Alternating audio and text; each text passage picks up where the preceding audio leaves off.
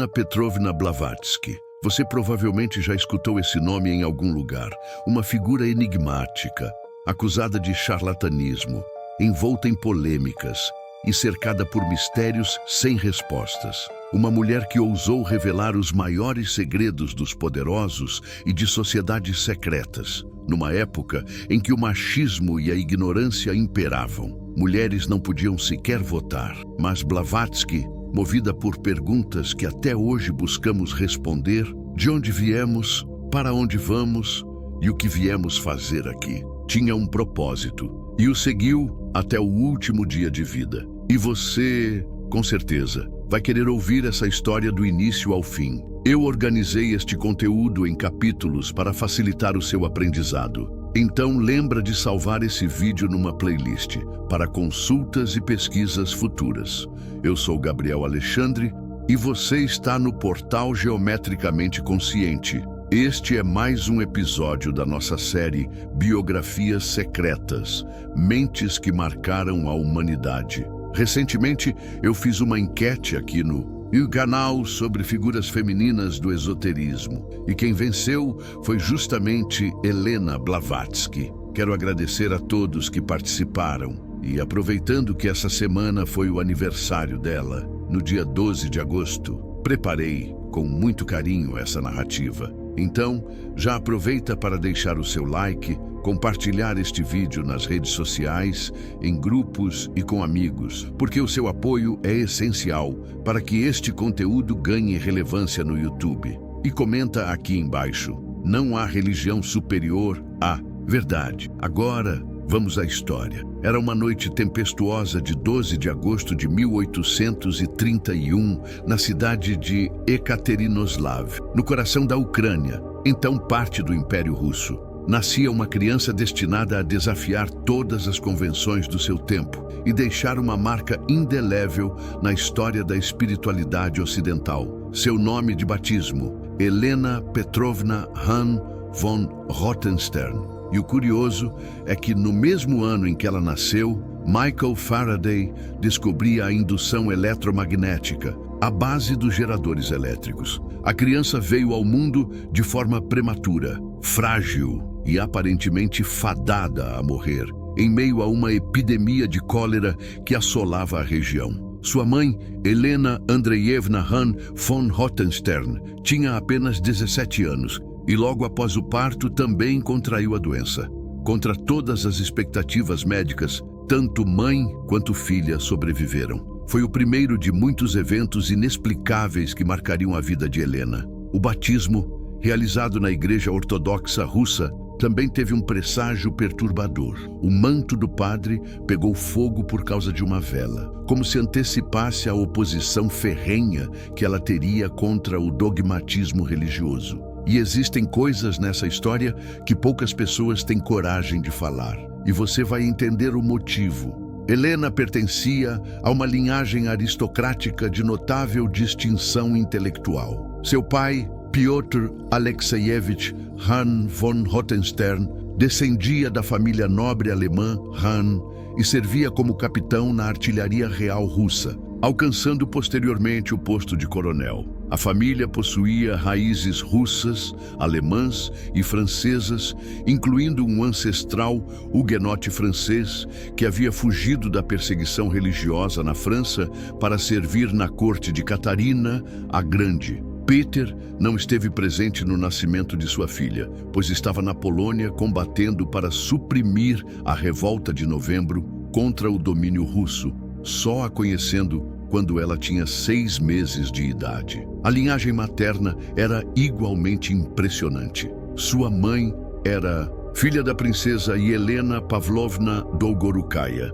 uma aristocrata igualmente autodidata, e a família descendia dos antigos príncipes russos Rurikovich. A avó materna de Helena, Helena Pavlovna, era uma botânica autodidata renomada e uma mulher de extraordinária erudição. A mãe de Helena tornou-se uma escritora notável, publicando romances sob o pseudônimo Zenaida R. Vah e traduzindo obras do novelista inglês Edward Bulwer Lytton para a publicação russa. Esta rica herança intelectual e artística claramente influenciou a formação de Helena. Os primeiros anos de Helena foram marcados por constantes mudanças devido à carreira militar de seu pai. A família frequentemente se relocava para diferentes partes do império, acompanhada por seus servos. Uma infância nômade que talvez tenha influenciado o estilo de vida amplamente nômade de Blavatsky em sua vida posterior. Um ano após a chegada de Piotr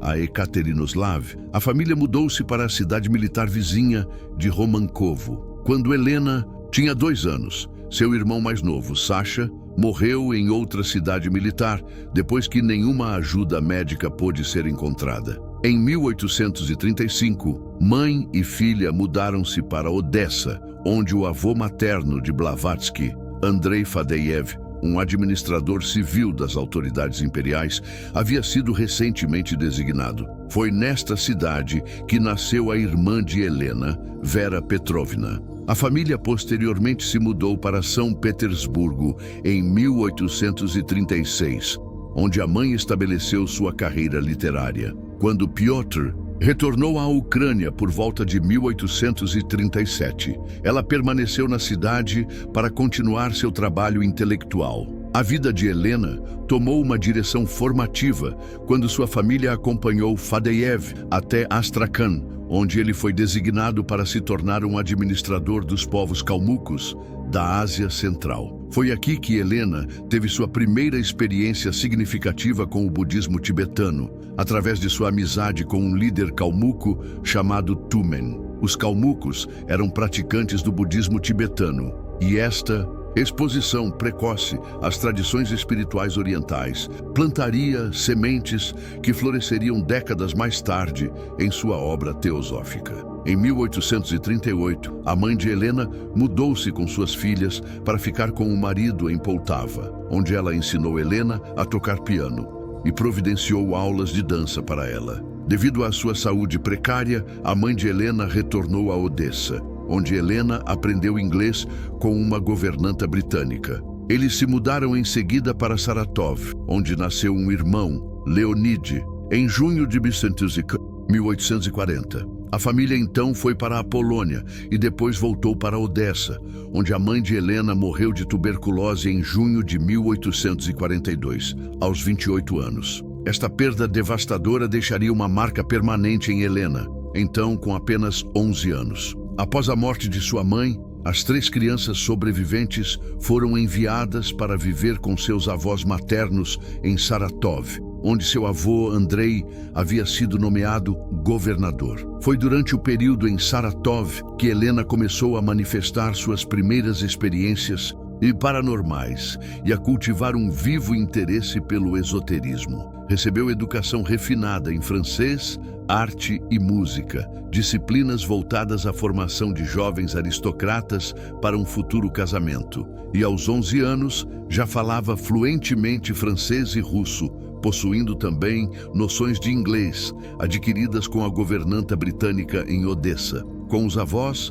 passava férias no acampamento de verão calmuco de Tumen, onde aprendeu a montar cavalos e assimilou algumas palavras de tibetano. Esse contato frequente com a cultura budista tibetana aprofundaria de forma duradoura sua ligação com as tradições espirituais orientais. Boatos dizem que ela descobriu a biblioteca pessoal de seu bisavô materno, o príncipe Pavel Vasilevich Dolgorukov, que morreu em 1838. A biblioteca continha uma variedade de livros sobre assuntos esotéricos, encorajando seu interesse florescente pelo oculto. Algumas fontes dizem que Dolgorukov havia sido iniciado na maçonaria no final dos anos 1770 e pertencera ao rito de observância estrita. Helena alegou mais tarde que foi durante este período da vida que começou a experimentar visões nas quais encontrava um indiano misterioso,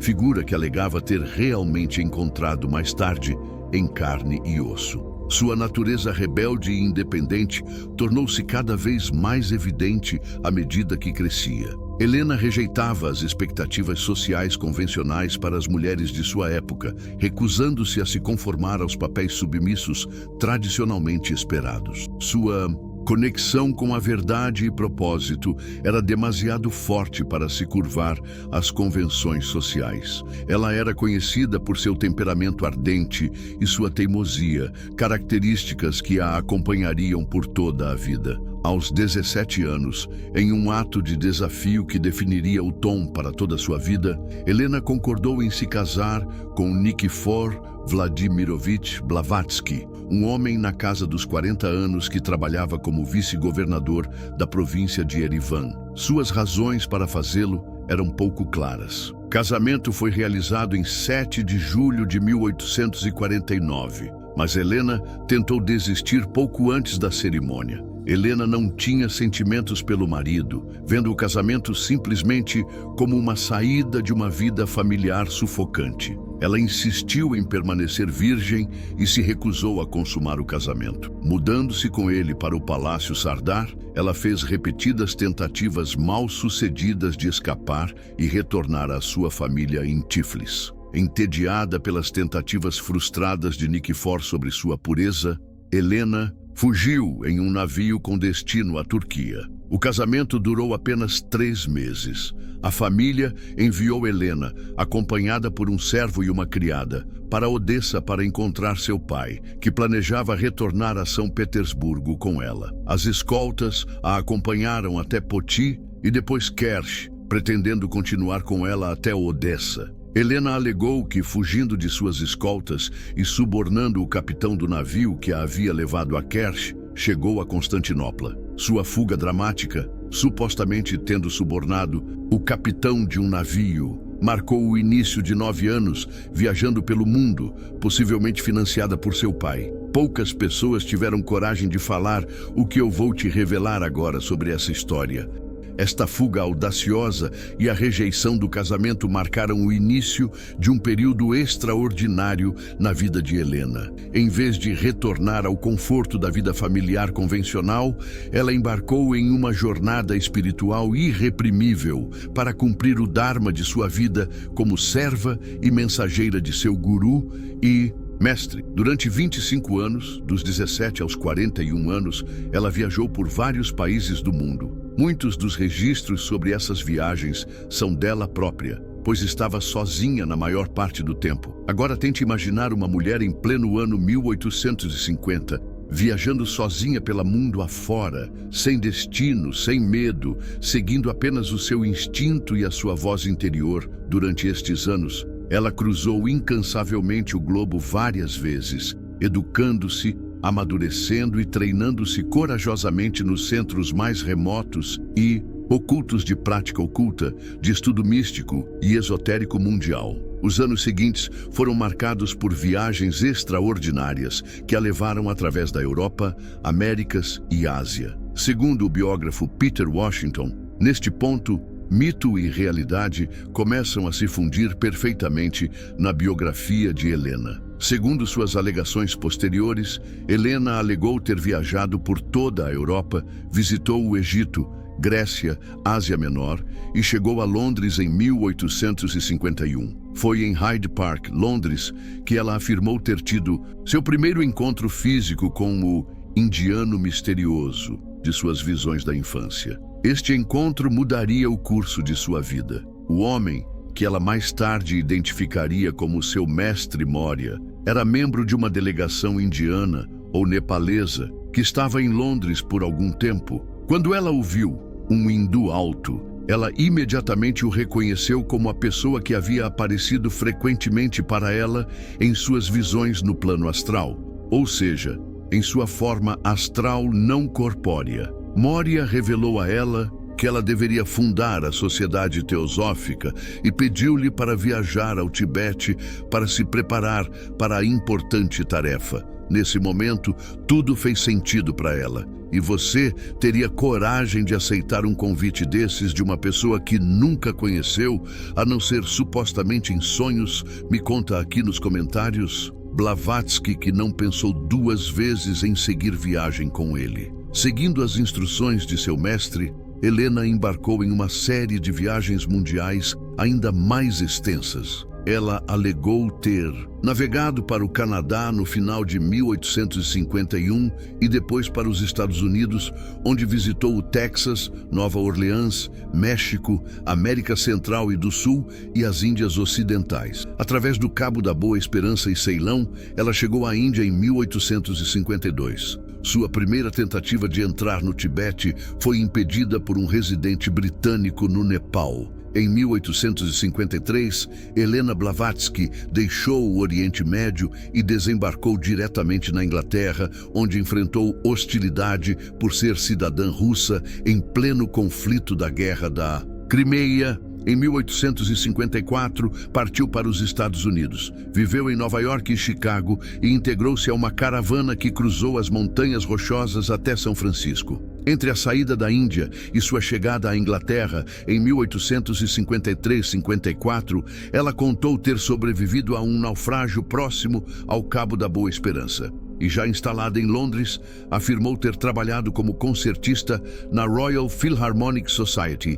antes de retornar à América, visitando Nova York, Chicago, Salt Lake City e São Francisco. Em 1855-1856, Blavatsky viajou pela Ásia, passou pelo Japão e Singapura, seguiu para a Índia e percorreu Caxemira, Ladakh e Birmânia. Nessa fase, fez uma breve entrada no Tibete via Lé, embora por poucas semanas. Em 1857, retornou à Europa, cruzando Java a caminho e chegando à Rússia em 1858 para reencontrar a família. No começo de 1860, ela e a irmã foram a Tiflis visitar a avó materna. Em 1862, reconciliou-se com Nikifor Blavatsky e adotaram o pequeno Yuri, que morreu em 1867, aos 5 anos. Em 1864, caiu de cavalo na Mingrélia, sofreu fratura na coluna e permaneceu em coma por meses. Ao despertar, afirmava ter ampliado seus poderes psíquicos.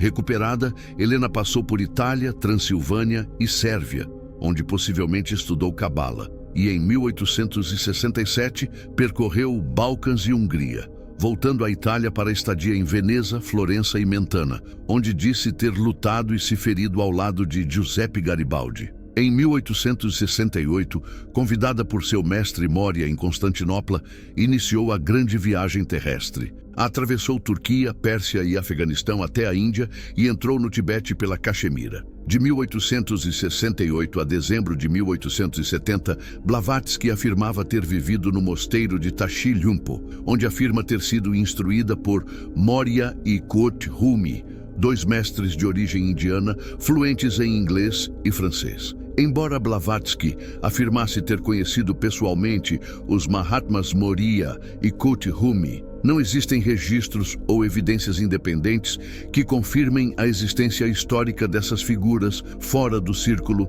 teosófico. O que se conhece sobre eles provém exclusivamente dos relatos e testemunhos deixados pela própria Blavatsky e por seus seguidores. No fim de 1870, deixou o Tibete, visitou Síria, Palestina e Líbano, encontrando drusos, e em julho de 1872 voltou a Odessa. Em abril de 1873, partiu para a Europa, passando por Bucareste e Paris, e no caminho para os Estados Unidos, chegou a Nova York em 8 de julho de 1873, com 41 anos de idade. Instalou-se no Lower East Side, sustentando-se como costureira e designer de cartões, e foi entrevistada por Anna Ballard, do jornal The Sun, que documentou pela primeira vez suas alegações sobre o Tibete. Depois disso, vieram vários acontecimentos marcantes em sua vida. E aí, está gostando desse vídeo? Lembra de salvar em uma playlist e comentar aqui abaixo sua sugestão para vídeos futuros. Mas antes de prosseguirmos, eu tenho algo especial para você. Eu preparei uma trilogia completa, O Despertar da Magia Interior. Baseada nas maiores obras do ocultismo, ela reúne conhecimentos teóricos e práticos para que você tenha resultados rápidos em todas as áreas da sua vida: mental, física, emocional, espiritual e também financeira. Você poderá fazer o download em 3 formatos: para ler, ouvir e até meditar, onde e quando quiser. Tudo isso por um valor simbólico e com 7 dias de garantia. Assim você pode testar e, se não gostar, recebe o seu dinheiro de volta. Em apenas uma semana de lançamento, já são mais de 500 alunos. E eu já recebi diversos elogios e feedbacks positivos de pessoas que alcançaram resultados logo nos primeiros dias. Então, venha fazer parte você também. O link está na descrição. E aproveite enquanto está barato, porque o produto pode receber novas atualizações, com ainda mais conteúdos. E com isso, o preço pode aumentar. Acesse agora mesmo o primeiro link na descrição. Em dezembro de 1873, soube da morte de seu pai e herdou uma fortuna, mudando-se para um hotel de luxo. Em 1874, casou-se simbolicamente com o georgiano Mikhail Betanelli, mas recusou-se a consumar a união, e ele pediu divórcio ao retornar à Geórgia. Ainda em 1874, durante as investigações de fenômenos mediúnicos em Chittenden, Vermont, conheceu o coronel Henry Steele Olcott, com quem desenvolveu forte amizade e passou a realizar demonstrações de fenômenos ocultos em plena luz do dia, distinguindo-se dos médiuns espiritualistas. Entre os mais notórios estavam a materialização e desmaterialização de objetos, cartas, flores, joias e artefatos que surgiam repentinamente diante de testemunhas, a comunicação telepática, visões clarividentes de eventos distantes e manipulações psicocinéticas, como o deslocamento de objetos sem contato físico. Ela também era capaz de ler cartas ainda fechadas e descrever eventos que ocorriam em locais remotos. Um dos fenômenos mais impressionantes relatados por seus seguidores era a capacidade de manifestar aparições visíveis de seus mestres, que supostamente interagiam e conversavam com os presentes na sede da Sociedade Teosófica em Adyar, na Índia. Esses feitos espetaculares, embora atraíssem muitos seguidores, foram o principal alvo das acusações de fraude e charlatanismo que marcaram sua carreira. Em 7 de setembro de 1875, aos 44 anos, Helena organizou em sua residência uma palestra de George H. Felt sobre o cânone perdido de proporção, e naquele encontro inicial decidiu-se fundar a Sociedade Teosófica. A assembleia formal ocorreu em 17 de novembro de 1875, no Mott Memorial Hall, quando Henry Olcott foi eleito presidente e William Q. Judge secretário, consolidando o movimento que visava unir filosofia, ciência oculta e fraternidade universal. O termo teosofia vem do grego theos, Deus ou divino, e sofia, sabedoria. Literalmente significa sabedoria divina ou conhecimento de Deus. Em 1877, aos 46 anos, Helena publicou sua primeira obra importante, Ísis Sem Véu, que causou sensação imediata. O livro, que saiu como Ísis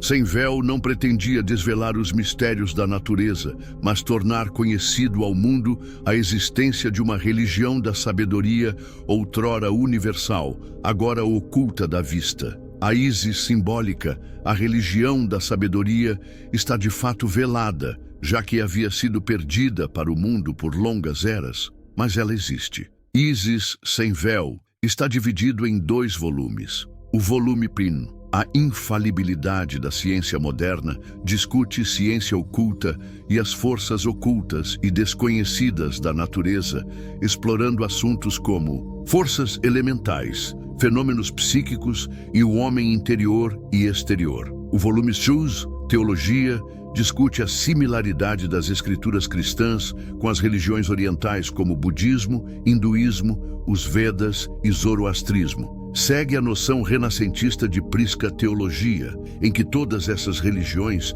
supostamente descendem de uma fonte comum, a antiga religião da sabedoria. O sucesso de Ísis Sem Véu foi extraordinário. O trabalho passou por 3 impressões de 1000 exemplares cada no ano em que foi publicado, e desde então vendeu 500 mil de cópias. Embora o trabalho tenha sido frequentemente criticado como uma obra plagiada, com estudiosos notando como Helena copiou extensivamente de muitas fontes populares entre os ocultistas da época, Ísis Sem Véu é também entendida por estudiosos modernos como um marco na história do esoterismo ocidental. Em 1879, os principais fundadores, Madame Blavatsky e Coronel Olcott, mudaram-se para a Índia, onde a sociedade se espalhou rapidamente. Eles foram também interessados em estudar as religiões orientais, e estas foram incluídas na agenda da sociedade. Helena e Olcott chegaram à Índia em fevereiro de 1879 e estabeleceram inicialmente sua sede em Bombaim.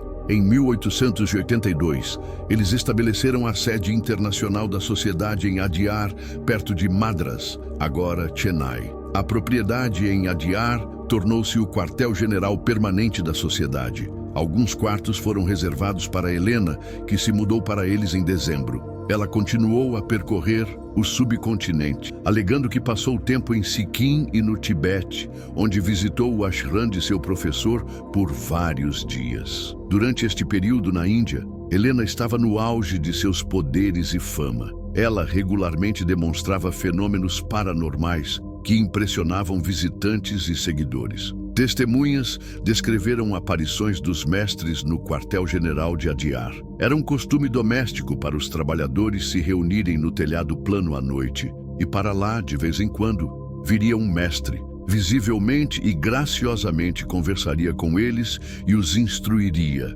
No entanto, foi também durante este período que Helena enfrentou suas maiores controvérsias. Em fevereiro de 1884, Helena e H.S. Olcott viajaram para a Europa. Após sua partida, um conflito entre os Coulombs e a Sociedade Teosófica escalou. Emma e Alexis Coulomb, que Helena havia conhecido no Cairo em 1871 e que ela havia ajudado quando estavam com problemas financeiros no Sri Lanka em 1879, tentaram chantagear e ameaçar Helena. Helena os demitiu, e quando os teosofistas inspecionaram o quarto de Helena depois que os Coulombs tiveram que sair, encontraram portas secretas em seu quarto. Depois que os Coulombs foram demitidos, eles foram para seus amigos missionários cristãos da Igreja Livre da Escócia e deram a eles cartas que alegadamente foram escritas por Helena para Emma.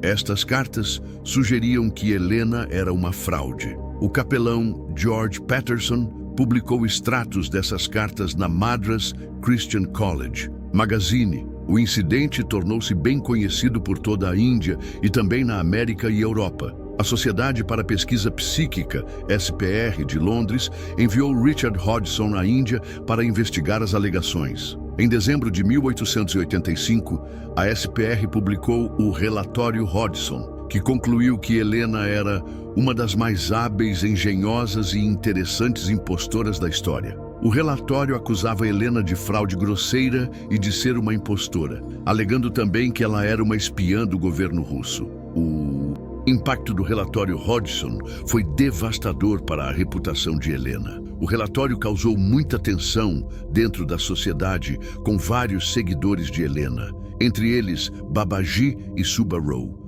denunciando-a e renunciando à organização com base nele. No entanto, um século depois, em 1986, Dr. Vernon Harrison, um especialista em escrita manual e ex-presidente da Royal Photographic Society, publicou um estudo detalhado do relatório Hodgson na mesma revista da SPR. A análise de Harrison foi devastadora para a credibilidade do relatório original. Ele concluiu que o relatório Hodgson era um documento altamente partidário, perdendo toda reivindicação à imparcialidade científica. Harrison mostrou que o relatório está repleto de declarações tendenciosas, conjecturas apresentadas como fato ou fato provável, testemunho não corroborado de testemunhas não nomeadas, seleção de evidências e falsidade direta. Harrison também demonstrou que Hodgson estava preparado para usar qualquer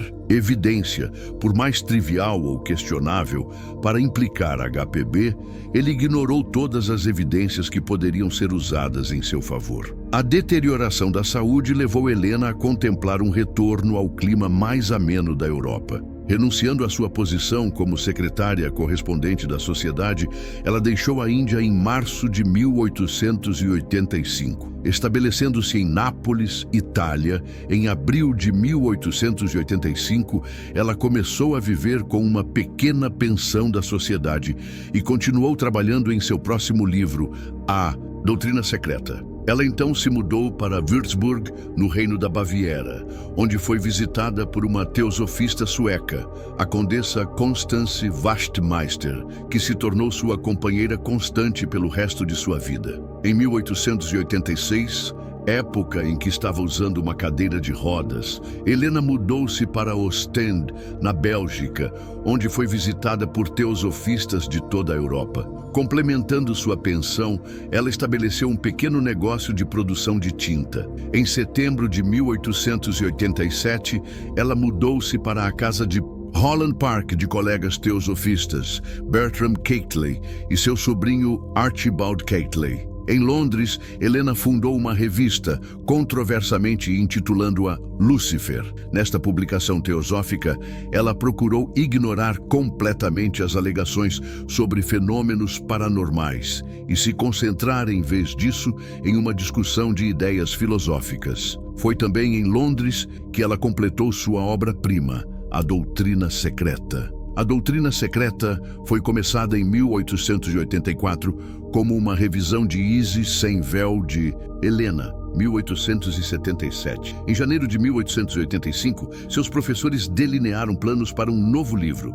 O primeiro volume de A Doutrina Secreta saiu da impressora em 20 de outubro de 1888 e o segundo volume foi publicado no final de dezembro de 1888 ou em janeiro de 1889. A Doutrina Secreta, um livro de 1571 páginas, foi publicado simultaneamente na América e Inglaterra. O primeiro volume, Cosmogênese, trata do nascimento de universos, sóis, planetas e seus reinos, elemental, mineral, vegetal, animal, humano e espiritual. O segundo volume, Antropogênese, cobre a origem, evolução e destino da humanidade. Ambos os volumes são baseados nas arcaicas instâncias de Dzyan e contêm seções analisando e interpretando simbolismo e contrastando ciência com a sabedoria antiga. Helena afirma o objetivo do livro no prefácio: mostrar que a natureza não é uma coincidência fortuita de átomos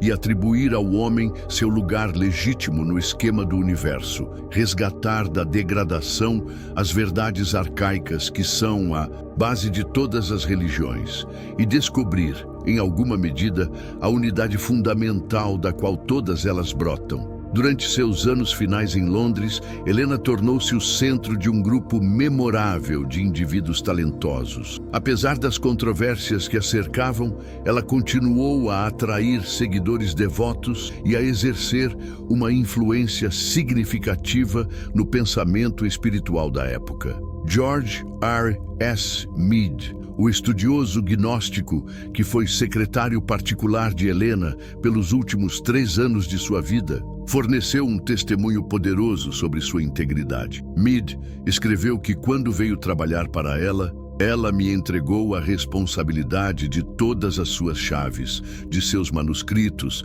sua escrivaninha e os ninhos de gavetas nas quais guardava seus papéis mais privados. Não apenas isso, mas ela ainda, sob o pretexto de ser deixada em paz para sua escrita, absolutamente se recusou a ser incomodada com suas cartas e me fez assumir sua correspondência volumosa, e isso também sem abri-la primeiro. Ela mesma, Mead, continuou dizendo que isso me convenceu total e seguramente de que qualquer outra coisa que HPB possa ter sido, ela não era uma trapaceira ou vigarista. Ela não tinha nada a esconder. No inverno de 1890, a Grã-Bretanha havia sido atingida por uma epidemia de influenza, a pandemia global de gripe de 1889-1890, com Helena contraindo o vírus. Isso levou-a à sua morte na tarde de 8 de maio de 1891, na casa de Annie Besant, em Londres. Suas últimas palavras,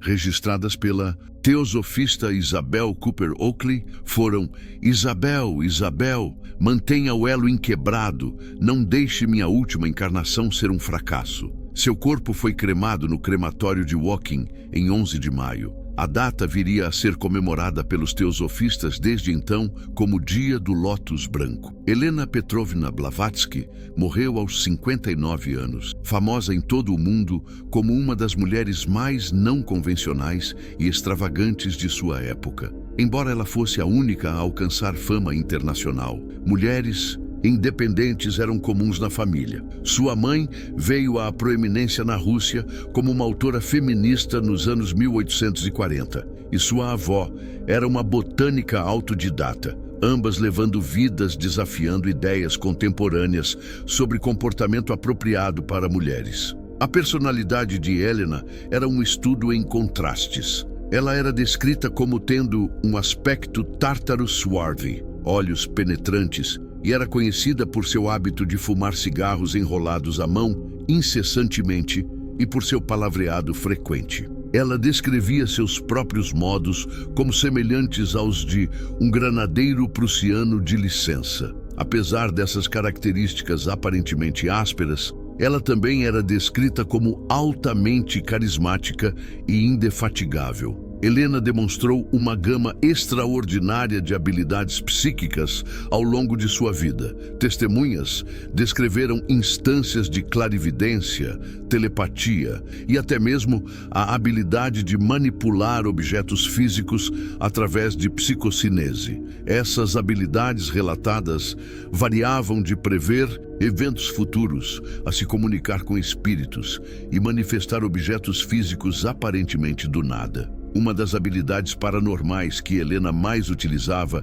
era a materialização e desmaterialização, um poder focado exclusivamente em criar, desacreditar e fazer aparecer objetos. No entanto, a abordagem de Helena às suas próprias habilidades psíquicas era complexa. Ela frequentemente expressava ceticismo em relação a demonstrações públicas dessas habilidades, acreditando que a teosofia deveria se sustentar por seus próprios méritos, em vez de através de fenômenos sensacionais. Como ela própria disse, se a teosofia não pode afirmar e manter sua autoridade pela solidez e beneficência de seus princípios, seria inútil tentar sustentá-la pela exibição de fenômenos. A influência de Helena no desenvolvimento da espiritualidade moderna e do esoterismo é difícil de superestimar. Ela é amplamente considerada como a avó da nova era, embora ela tivesse numerosas objeções com muitos professores da nova era e seus seguidores. Conceitos como reencarnação, karma, evolução autodirigida da alma e muitos mais que ela introduziu no ambiente de nossa cultura perderam suas associações elitistas e fazem parte de nosso reservatório cotidiano de ideias, como observou o filósofo espiritual americano Manly P. Hall. O ocultismo no mundo ocidental deve tudo o que é ao pioneirismo de H. P. Blavatsky. Seus esforços incansáveis são responsáveis em não pequena medida pela liberdade e tolerância concedidas às especulações metafísicas neste século. Remova H. P. Blavatsky e a estrutura do ocultismo moderno cai como um castelo de cartas. A vida de Helena Blavatsky foi uma jornada extraordinária através das fronteiras da convenção social, exploração espiritual e provocação intelectual. Desde seu nascimento aristocrático na Ucrânia até sua morte como uma das figuras mais influentes do esoterismo ocidental, ela desafiou consistentemente as normas de sua época e abriu novos caminhos para o pensamento espiritual. Sua coragem em rejeitar um casamento indesejado aos 17 anos, suas alegadas viagens pelos cantos mais remotos do mundo em busca da sabedoria antiga e sua determinação em estabelecer um movimento que brigasse Oriente e Ocidente, tudo isso a marca como uma figura verdadeiramente revolucionária. A produção literária de Helena Petrovna Blavatsky foi vasta, ambiciosa e profundamente influente. Suas obras formam a base da teosofia moderna e atravessaram séculos como referências incontornáveis para estudiosos e buscadores espirituais do mundo inteiro. Blavatsky não apenas escreveu livros monumentais, como também fundou e editou revistas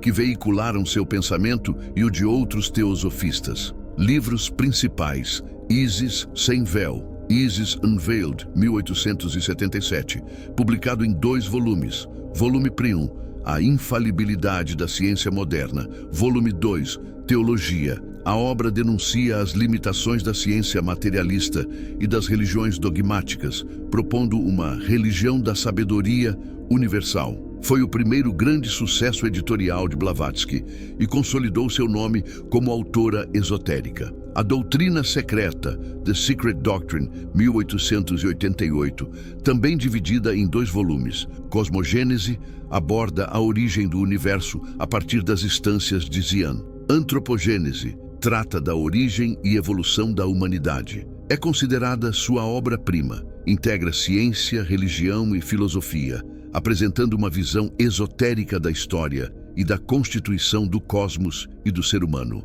A Chave para a Teosofia, The Key to Theosophy, 1889. Escrita em formato de perguntas e respostas, essa obra tem como objetivo explicar de forma clara e direta os princípios fundamentais da teosofia. É considerada uma das melhores introduções ao sistema teosófico. A Voz do Silêncio, The Voice of the Silence, 1889. Obra curta, mística e poética, traduzida por Blavatsky de um manuscrito que dizia ser de origem tibetana. Voltada à prática espiritual interna e à senda do Bodhisattva, enfatiza o silêncio, a compaixão e a sabedoria. Artigos e obras menores. Blavatsky também escreveu dezenas de artigos doutrinários, cartas e ensaios, muitos dos quais foram reunidos após sua morte. Collected Writings, 14 volumes, organizados por Boris Dzirkov, uma vasta coletânea de artigos,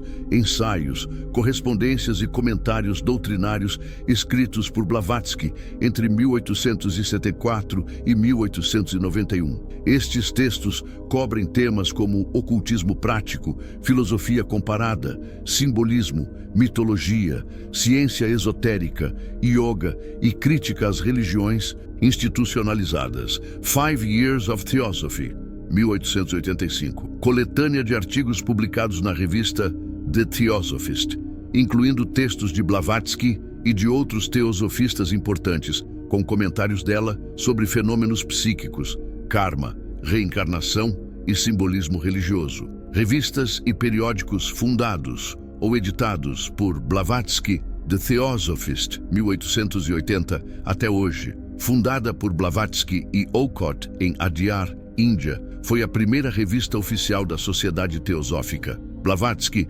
atuou como editora principal nos primeiros anos e contribuiu com inúmeros artigos sobre teosofia, hinduísmo, budismo, cultura oriental e ocultismo. Lúcifer, 1887-1891, fundada por Blavatsky em Londres em colaboração com Mabel Collins e outros membros europeus. Apesar do nome provocativo, a revista visava restaurar o significado original da palavra Lúcifer como portador da luz. A revista tratava de filosofia, espiritualidade, ciência, ética, misticismo e era uma das plataformas favoritas de Blavatsky para debates intelectuais. The Path, colaborações. Embora editada por William Q. Judge nos Estados Unidos, Blavatsky contribuiu frequentemente com textos e cartas doutrinárias, cartas e correspondência, cartas dos Mahatmas aos teosofistas, The Mahatma Letters to A.P. Sinnett, publicadas póstumamente. Blavatsky é considerada intermediária na comunicação entre os mestres e membros da sociedade teosófica. Embora controversas, essas cartas são fundamentais para entender a cosmologia esotérica e a Doutrina dos Mahatmas, cartas de Blavatsky aos seus discípulos, correspondência particular, que revela aspectos humanos e instrutivos de sua liderança espiritual e visão doutrinária. Helena P. Blavatsky tirou o esoterismo do gueto e o colocou em diálogo com a cultura letrada do Ocidente. Ao popularizar ideias como karma, reencarnação, evolução da consciência e a noção de uma sabedoria perene por trás das religiões, ela abriu espaço para que espiritualidade, filosofia e ciência voltassem a se falar. Concorde-se ou não com suas alegações, Blavatsky foi um ponto de virada.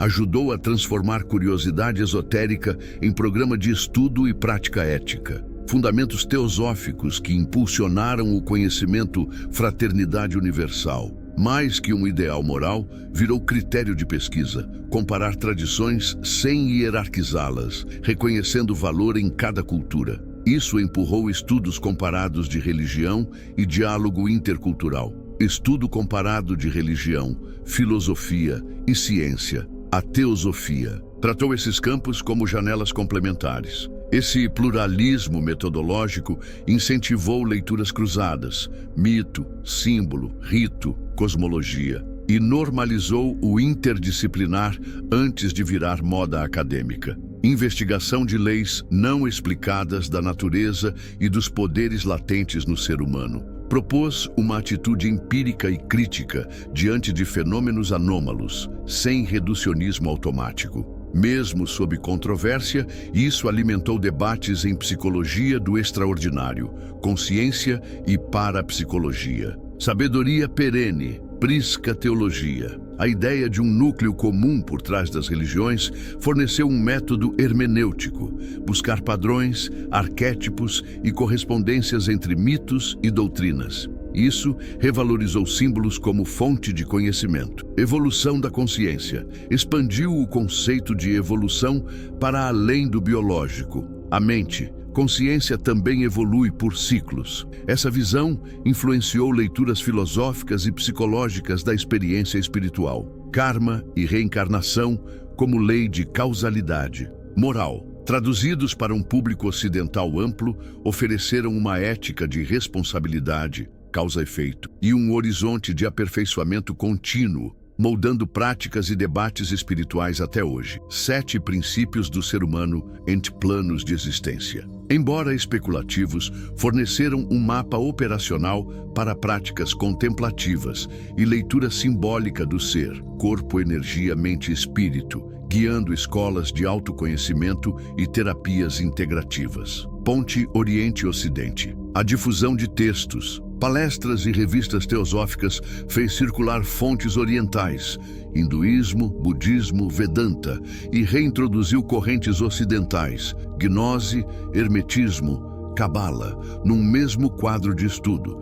Embora controvérsias sobre a autenticidade de seus fenômenos psíquicos e a veracidade de algumas de suas alegações biográficas continuem até hoje, não se pode negar o impacto profundo e duradouro que ela teve no pensamento espiritual ocidental. Ela foi pioneira na introdução de conceitos orientais como karma e reencarnação para audiências ocidentais, criou uma síntese única de ciência, religião e filosofia, e estabeleceu um movimento que continua a influenciar buscadores espirituais em todo o mundo mais de um século após sua morte. Helena Petrovna Blavatsky permanece uma das figuras mais enigmáticas e influentes da história moderna. Uma mulher que viveu várias vidas em uma só existência, desafiou as convenções de sua época. Se a vida de Helena Blavatsky nos toca, é porque lembra que a coragem de buscar a verdade cabe em qualquer coração. Entre quedas e renascimentos, ela uniu mundos e acendeu perguntas que ainda ardem em nós. Que sua jornada desperte a nossa. Menos medo, mais consciência. Menos ruído, mais propósito. Se algo vibrou aí dentro, leve adiante. E aí, você gostou desse vídeo? Lembra de dar um like e salvar em uma playlist para estudos futuros. Se você quer um vídeo completo sobre a teosofia ou outros assuntos, comenta aqui abaixo. Estou sempre de olho nos comentários. Agora, me dê 30 segundos para te mostrar uma coisa que pode mudar a sua realidade para sempre. Esse conhecimento não depende de crença nem de fé. Qualquer pessoa pode se beneficiar dele, seja você religioso, ateu, agnóstico ou gnóstico. Aqui, estudamos a estrutura da natureza e como ela se reflete em cada ser humano. Foram mais de 20 anos de estudos e práticas reunidos nesta trilogia. Você vai aprender a aplicar a geometria sagrada em todas as áreas da sua vida. No espiritual, no emocional, no mental, no físico e também no financeiro. Vai entender como usar amuletos mágicos e talismãs a seu favor, para viver com integridade em todos os sentidos. Durante muitos séculos, só os poderosos tiveram acesso a esse conhecimento. Eles usaram isso para construir templos, cidades, negócios e para cuidar da saúde física, mental, emocional e espiritual. Agora chegou a sua vez de assumir o controle do seu destino. Esse é o seu momento de despertar. Basta dar o primeiro passo. Eu te mostro o caminho. Primeiro link, na descrição. E não vai embora agora, dá uma passada no nosso perfil. Tem outros vídeos que eu tenho certeza que você vai gostar.